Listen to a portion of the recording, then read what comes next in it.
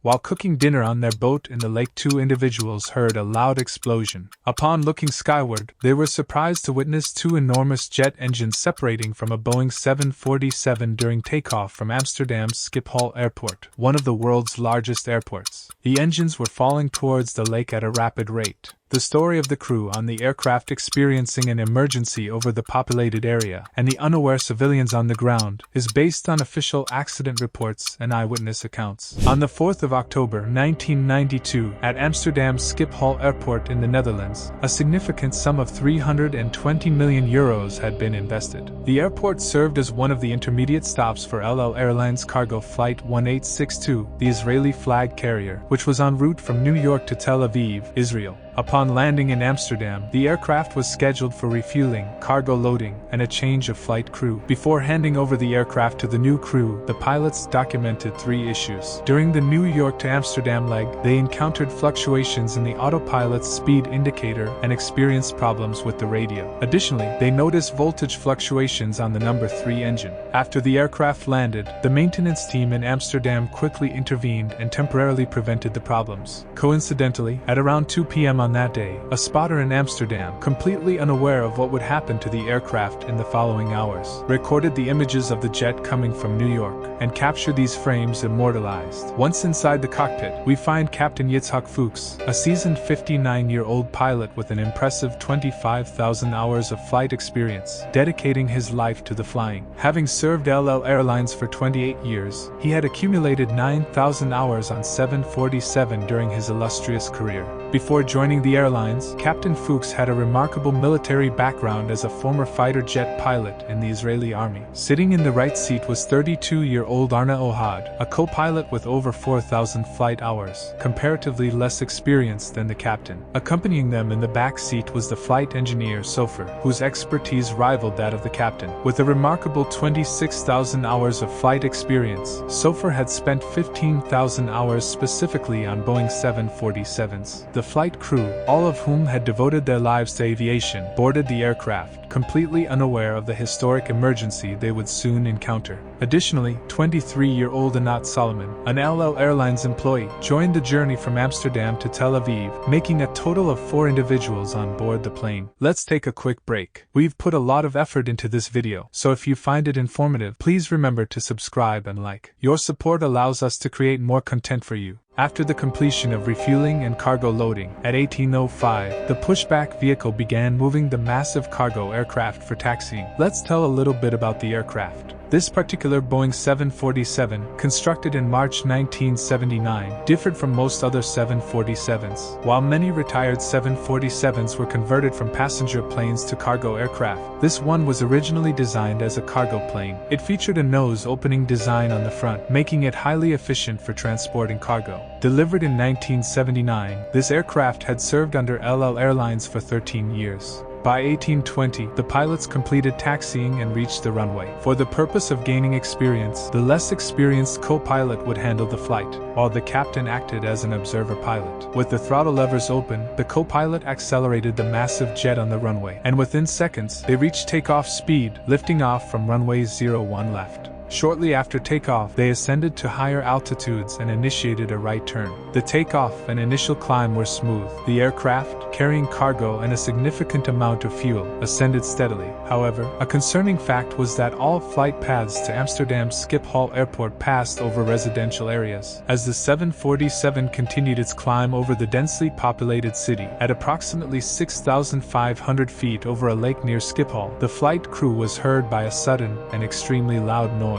The sound, which sounded like an explosion, was caused by the separation of the number 3 engine of the giant aircraft. Reacting swiftly, the captain pilot informed the co-pilot that he would take charge and assumed control of the aerodynamically disrupted plane, which began veering to the right. The co-pilot immediately contacted the air traffic controller, making an urgent emergency call to request a return to the departure point. Real-time tower conversations were recorded during this critical moment. Hello, 1862, Mayday, we have an emergency. Upon making the emergency call, the pilots swiftly initiated the process of fuel dumping because the aircraft was carrying an excessive amount of fuel, exceeding the maximum landing weight. While in the midst of turning to the right, they began dumping tons of fuel from the recently departed aircraft. Meanwhile, the Amsterdam controller acknowledged the emergency situation and promptly took action to clear the route for the emergency aircraft's landing. The controller communicated with other planes in the vicinity of the airport to ensure a safe landing path. However, the pilots had not yet provided specific details to the controller regarding the nature of the emergency, the number of people on board, or the fuel status. Consequently, the controller was unsure of their exact intentions and attempted to reach the emergency aircraft again for more information. Hello, 1862, do you wish to return to Schiphol? Mayday, mayday. Turn right heading 260, field behind you in your to the west, distance 18 miles. Roger, we have fire on engine number 3. We have fire on engine number 3. The pilots had lost the power of engines 3 and 4 and the hydraulic systems fed by engines 3 and 4 respectively. The pilots did not immediately realize the seriousness of the situation when the captain pilot took over the controls as soon as the engines were gone, and somehow managed to fly the aircraft straight. Although they were aware of the engine power loss, they were not initially aware that the engines had detached from the wing, and they couldn't see the detached part from their cockpit window due to the angle of view. Not even the number 3 engine, which was closer to them, was visible from their vantage point. At Schiphol Airport, runway 06 was in use, and the air traffic controller was doing everything possible to guide the emergency aircraft to the runway for a quick landing. Aircraft typically land facing the opposite direction of the wind to take advantage of headwind, and the runway direction is determined accordingly. The captain pilot communicated with the tower, requesting to land on runway 27, which is the longest runway, even though it meant landing with a tailwind of 21 knots. What will be the runway in use for me at Amsterdam? Runway 06 in use, surface wind 040, 21 knots, QNH 1012. 1012, we are got 27 for landing. Roger, can you call approach now 1212 for your lineup? 1212, bye-bye.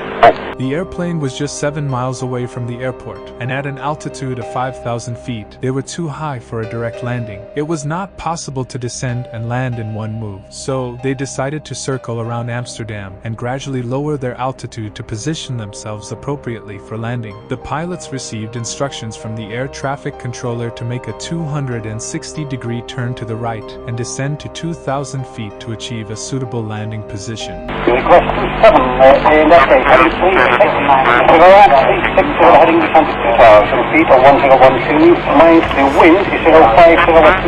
As they made the turn, the pilots began deploying the flaps, which increased lift force by enlarging the wing's surface area. However, during this crucial time, the flaps on the inside could be opened because they were powered by the hydraulic system of engine number 1, while the flaps on the outside could not be opened because they could not be fed by the hydraulic system of engine number 4. The absence of number 4 engine also affected the hydraulic system of the aircraft. Additionally, damage to the leading edge of the right wing prevented the extension of flaps on that side, while the flaps on the left wing were successfully extended. This uneven flap deployment could have significant consequences for the pilots. The aircraft now started to turn right for a heading of 270 degrees on the final approach course.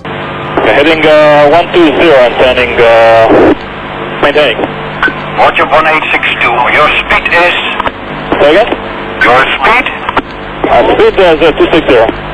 Okay, you have around 13 miles to go to touchdown. Speed is all yours. You are clear to land runway 27. 27. As the captain attempted to slow down the aircraft, he lifted the nose slightly and reduced the airspeed. This action led to more lift force being generated on the left wing compared to the right wing. To explain this simply, the lift force on the wing is related to the square of the speed. When the aircraft is moving faster, the lift forces on both wings are relatively balanced and can be controlled. However, as the aircraft slowed down, the force equality on both wings started to be disrupted, resulting in considerably more lift on the left wing than on the right. Furthermore, opening of the slats on the leading edge of the left wing and the breakage of the 10-meter piece on the front of the right wing also contributed to the imbalance in both wings and caused the aircraft to bank to the right. The pilots struggled to regain control of the aircraft, attempting to steer it to the left, but it didn't respond and began descending rapidly towards the city. The bank angle eventually reached 90 degrees, meaning that the lift force was 0. They were rapidly falling down into the city. Despite the captain's last-second command to retract the flaps and landing gear, it was too late to prevent the disaster. It's all close time.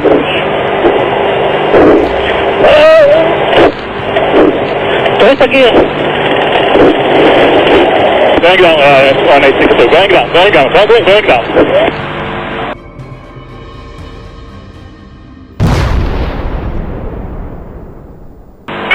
gebeurd?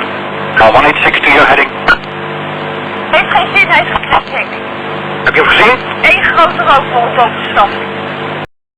The tragic plane crash occurred when the aircraft crashed into the 6th floor of an 11-story building in Amsterdam, where immigrant families typically reside. The impact resulted in a massive fire as the plane's fuel spread into the building. The smoke from the burning fuel billowed into the sky. The devastating incident destroyed 31 apartments, claiming the lives of 4 people on board and 39 people in the building. Many people suspect that the actual number of immigrant casualties may be higher, but the Dutch government is believed to be concealing this information. Initially, there were speculations about a potential attack on the plane, but this possibility was ruled out when it was determined that the engines did not detach from the wreckage, and statements from a police officer in the lake supported this finding. What was the reason for the Boeing 747, a reliable jet, to lose both engines at the same time and for no reason? Taking into account the statements of the police officer on the boat, the investigators first determined the location of the engines and removed the aircraft engines from the lake. When they started to analyze them, they noticed something very strange. There are 4 parts that connect the aircraft engines to the wing. Each of them has a pin in the center and steel bolts inside. Under normal conditions, these bolts are capable of carrying a 5-ton jet engine. The researchers determined that the cause of the crash was a broken connection part between the number 3 engine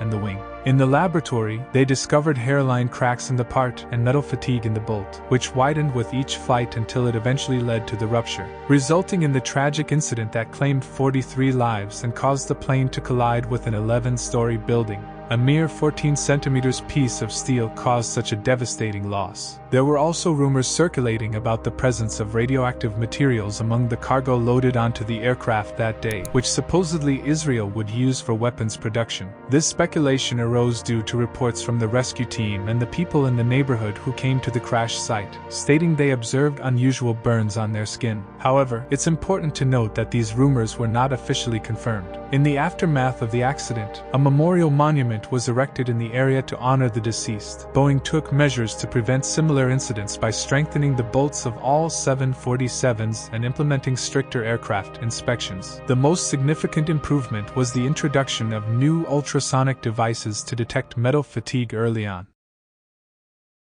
In remembrance of the 43 officially confirmed victims who lost their lives in the crash, and perhaps many more.